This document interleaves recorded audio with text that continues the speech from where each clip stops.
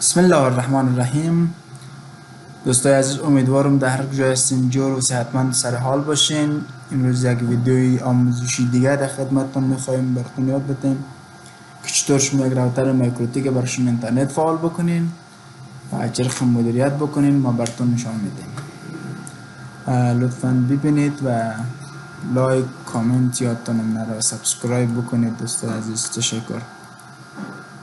ما به خاطر مایکروتیک ما یک برنامه ضرورت داریم به نام وین باکس. اول وین باکس شما به کامپیوترتون دانلود میکنین. مایکروتیک به کامپیوترتون وصل باشه، یک قسمت یک بار بین رفرش بکنین براتون لیست میشه. ما پسورد رو مایکروتیک نو شما از بازار میگیرین. یوزرنیمش ادمین است، پسورد نداره. شما از این میتونید پسش کار کنید. در قسمت لوگین شونین.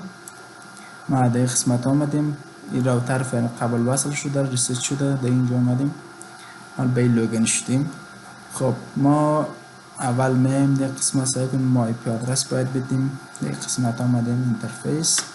ما آی پی که از طرف آی اس پی برای ما میاد یا از طرف که مثلا یک کسی در اداره شما میخواین استفاده کنین استفاده میکنیم.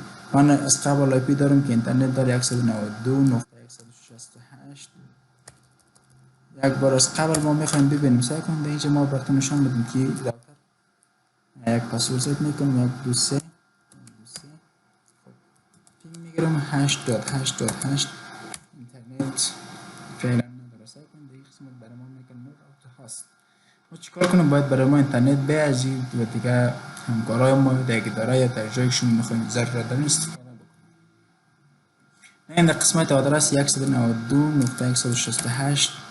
نقطه ISP 100 IP طرف ISP است. برای شما ست میگه 102 نقطه مثلا C/24. این در قسمت ما در اینترفیس یک انتخاب میکنیم. اپلای اوکی. ای IP که از طرف پرووایدر برای ما تهیه شده در قسمت ما میبینیم. در اینجا برای ما نشان میده ایدر یک است. ما ایدر 4 کس خودم وصل هستم. اینجا برای ما نشان میده و ما در قسمت آمدیم. ما چیکار کردیم؟ آی پی آدرس رو ست کردیم. حالا میخوایم که کامپیوتر ما باید اینترنت داشته باشه. فعلا سعی کنیم کامپیوتر ما اینجا اینترنت نداره. برای از کار شما ما این در قسمت نوشته میکنیم 192.168.4 40 فرق نمیکنه نقطه 1/24. آمدیم در اینترفیس چند خود ما اینترفیس 4 واسه هستیم. اپلای اوکی میکنم. اینترفیس دادم. و در قسم ما فعلا باز ما هنوز پینگ میکنیم. پینگ ما هنوز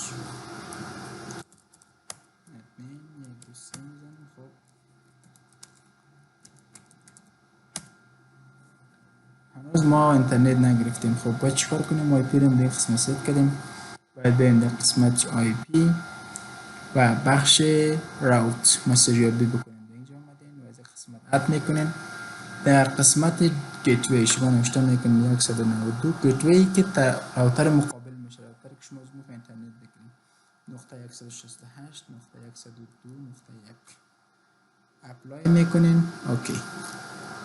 سعی کنم به لحظه که اپلای کردم در اینجا اینترنت ما فعال شد و پینگ ما ریپلای میده برای ما. فعلا ما اینترنت در راوتر ما اینترنت آمده.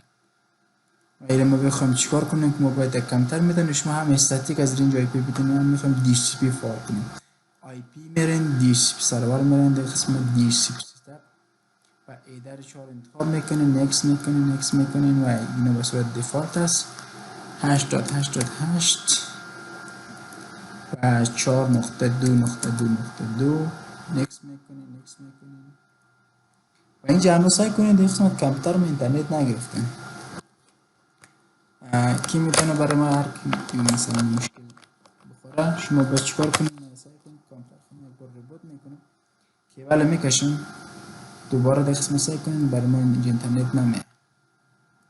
ما چیکار کنیم و حلش چیه؟ باید اینجا ما براتون نشون میده. کیبل ما پر وصل شوه.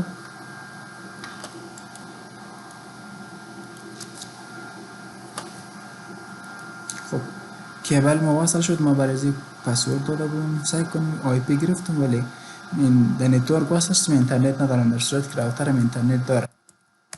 خب ما با در قسمت میم آی پی فایروال بعد قسمت نت میرین، نت اد میکنین در قسمت اکشن. اینجا آمدین چیکار میکنین؟ مسکوریر شما انتخاب میکنین. مسکوریر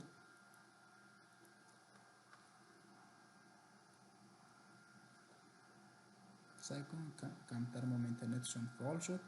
این لحظه ما کمتر ما اینترنت کار میکنیم. اینجا آمدیم چک میکنیم براتون. سعی کنیم ما مثلا اومدیم چیکار میکنیم؟ یوتیوب باز میکنیم براتون. چون کمتر ما چیکار شد؟ اینترنت ما فعال شد. تشکر دوستای عزیز. امیدوارم از این ویدیو شما استفاده کرده بتونین. لایک، کامنت، سابسکرایب یادتون نره. جهان سپاس. تشکر.